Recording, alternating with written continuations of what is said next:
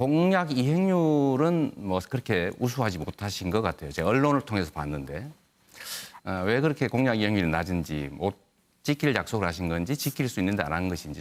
조류 인플루엔자를 완전히 살처분 제로까지 만들었습니다. 대단히 기록적인 일이었고요. 아마 총리 이재명 지사님께서 관심을 가지셨다면 충분히 알으셨을 거라고.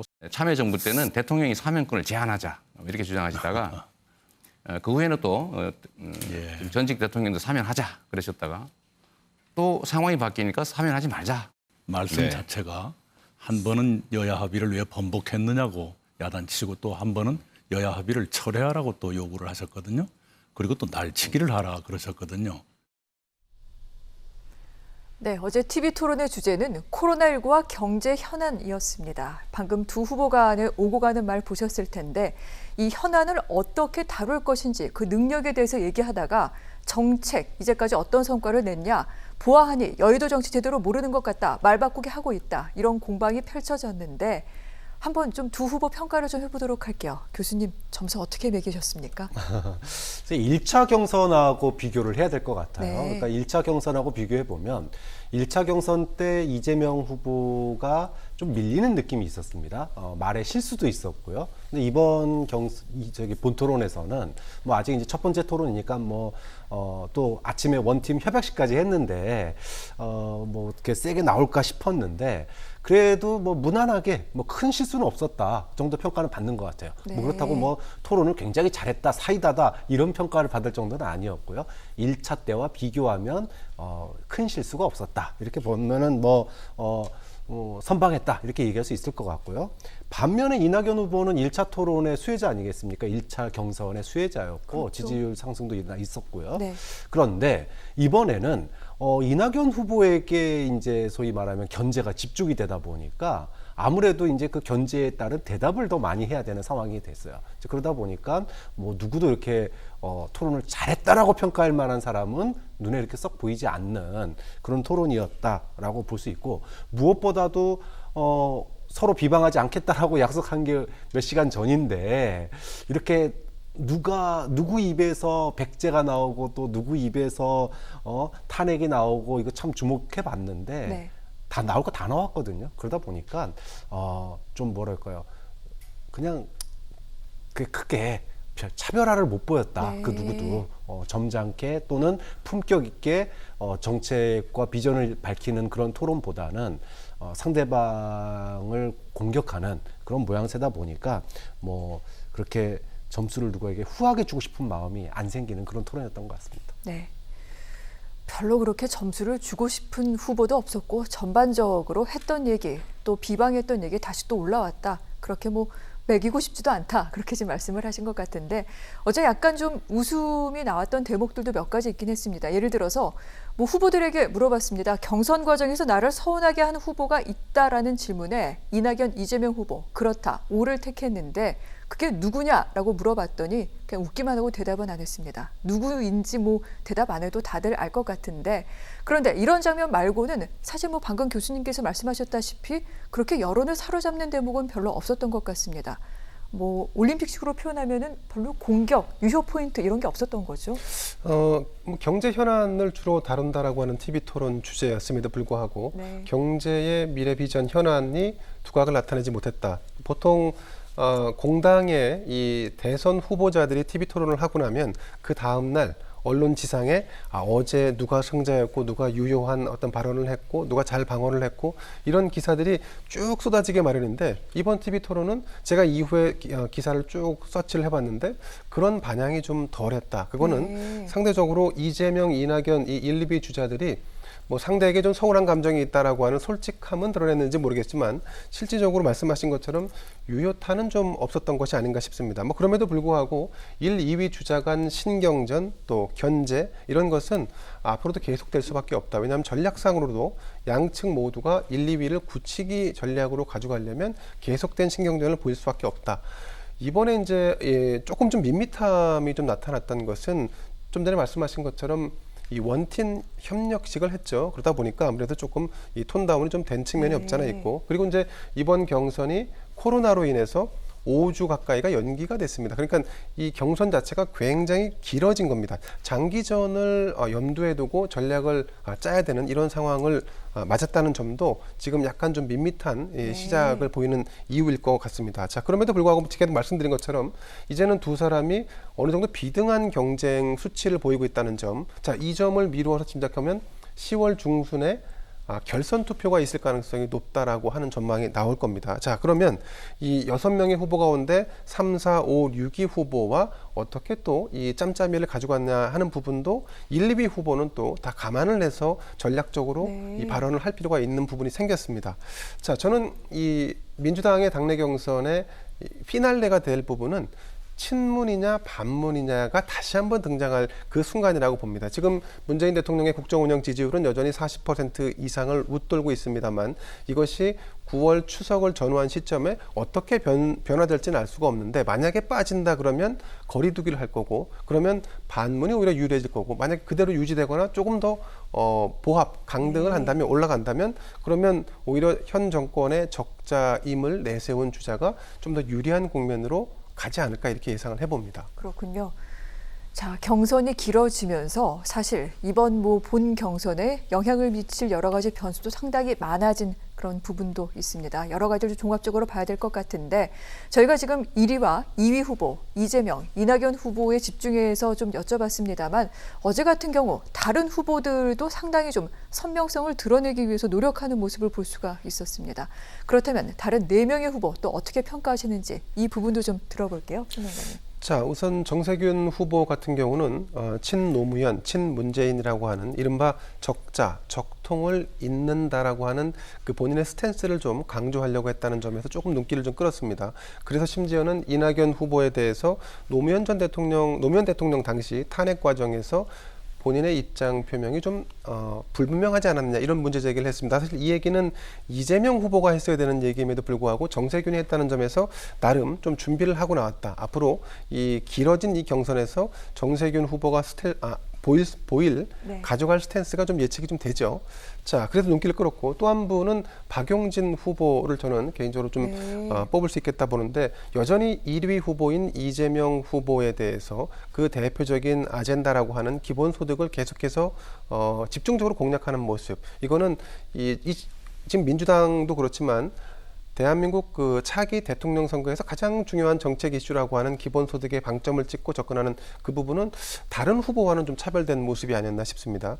자, 그리고 또 한 가지 이제 나머지 3, 4, 5, 6위 후보로 분류되는 이분들의 이제 고민은 뭐냐면 1위 후보인 이재명 후보를 때리면 그 지지율이 분산돼서 본인들 하게도 일정 부분 좀 낙수가 좀 될 거로 예상을 했었는데 실제로 때려 보니까 대부분의 지지율이 이낙연 후보 쪽으로 흘러가는 것을 본인이 봤지 않습니까? 느꼈지 않습니까? 자, 그래서 이제는 명락대전이라고 해서 1, 2위 간의 어떤 대전보다는 잔전투가 일어나는 그야말로 모두 까기의 형국으로 당분간은 좀 이 당내 경선 TV 토론이 좀 진행되지 않을까 이렇게 예상을 해봅니다. 만약에 그렇게 된다면 이재명 후보가 좀 유리해지겠죠. 그렇군요. 네. 자, 어제 실제로 TV 토론을 보다 보니 이재명 후보도 그렇고요. 다른 4명의 후보, 자신이 질문을 할 상대를 정할 때 이낙연 후보를 빼놓지 않고 계속해서 지목해서 계속 질문을 던졌습니다. 여기에 이낙연 후보 정말 바쁘게 대답을 할 수밖에 없었는데 왜 이렇게 전략을 수정한 걸까요, 교수님? 네.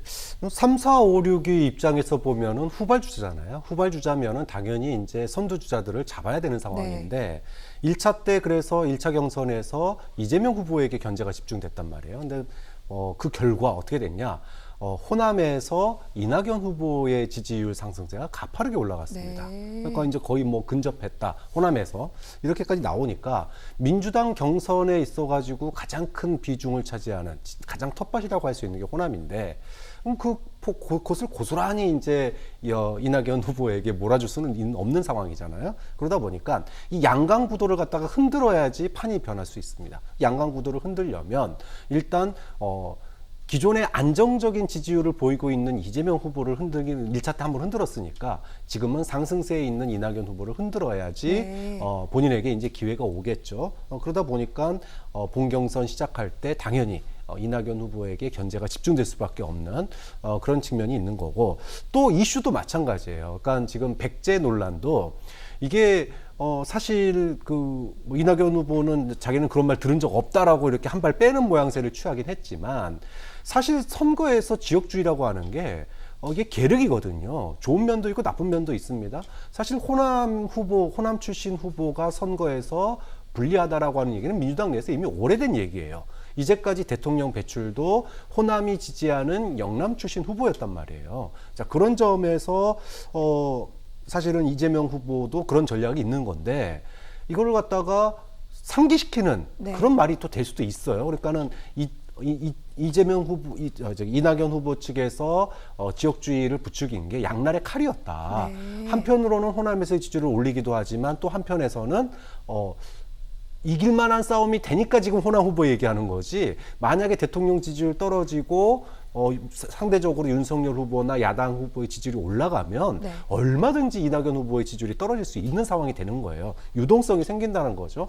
바로 이 3, 4, 5, 6위 후보들이 네. 그 유동성을 보면서 그 점을 갖다가 꺼내든 거죠. 그런 측면에서 이낙연 후보 흔들기, 견제 이렇게 들어가면서 판도가 좀 바뀌기를 호남에서의 이낙연 상승세를 좀 네. 막기를 거기에 좀 견제가 집중되는 것 같습니다. 그렇군요.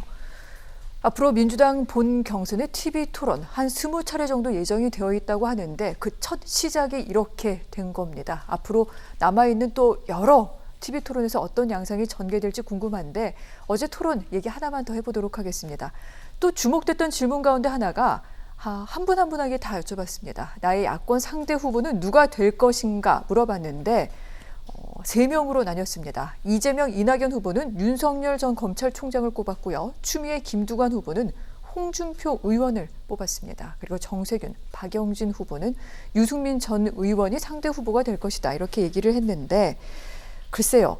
일단 이 3명이 야권에서 가장 가능성이 높다라고 보고 있는 것 같습니다. 이 가운데 1, 2위 후보는 지금 윤석열 전 총장을 꼽았는데 그렇다면 반대로 가장 만나고 싶지 않은 후보다 이렇게 봐도 될까요, 교수님? 그런 건 아니에요. 네. 그러니까 지금 사실 이재명, 이낙연 후보가 윤석열 후보를 꼽은 거는 판도가 바뀌길 원하지 않는 겁니다. 그렇군요. 지금의 지지율, 양강 네. 구도가 계속 유지돼서 3, 4, 5, 6위 후보들 떨어져 나가라 이런 의미예요. 그러니까 지금 판도가 안 바뀌려면은 상대 파트너도 똑같아야 되는 거죠. 좀 그런 측면에서 윤석열 후보가 상대가 될 것 같다 이렇게 얘기를 하는 거예요. 쉽게 얘기하면 3, 4, 5, 6위 후보들한테 당신들한테 기회 없어라고 얘기를 하는 거죠. 반면에 정세균, 박용진 후보 같은 경우에는 정세균 후보도 그렇고 박영진 후보도 그렇고 정책에 포인트를 많이 두고 있습니다. 네. 정세균 후보는 경제인 출신이라는 점, 박영진 후보도 경제에 대해서 좀 굉장히 좀 변화된 이미지를 많이 보여주려고 노력을 하는데 그래서 만나고 싶은 후보, 희망사항이 들어있는 거죠. 판도가 바뀌길 원하면서 유승민 후보가 될 것 같다라고 얘기를 하는 건 뭐냐면 지금 정책을 가장 많이 얘기하고 있는 후보들 자기가 네. 판도로 좀 올라섰으면 좋겠다라고 하는 희망이 담긴 거고 추미애 김두관 후보 같은 경우에는 사실 세잖아요. 추미애 후보가. 그렇다 보니까 특히나 이제 자기랑 상대성이 가장 잘 맞는 사람, 합이 잘 맞는 사람이 누굽니까?